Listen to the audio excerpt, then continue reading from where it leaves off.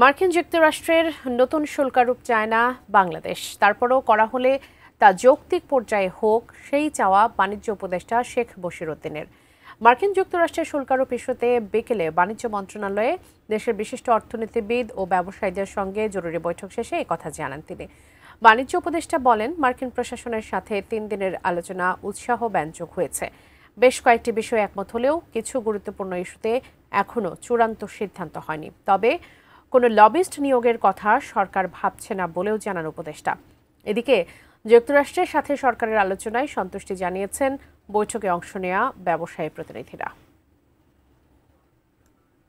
আমরা তৃতীয় রাউন্ড আলোচনার জন্য প্রস্তুতি নেওয়ার জন্য এবং প্রাসঙ্গিক এবং কিছু বিষয়ে আমাদের স্টেক হোল্ডার কনসালটেশন, যেটা আমরা আজকে করলাম বা আরও সামনে করব, এবং আমাদের আন্তঃমন্ত্রণালয়ের বিভিন্ন সংশ্লিষ্ট বিষয় রয়ে গিয়েছে, সেগুলোকে আমলে নিয়ে আমাদের প্রস্তুতি সম্পূর্ণ করে আমরা অতি দ্রুত আবার যুক্তরাষ্ট্রে ফেরত যাচ্ছি।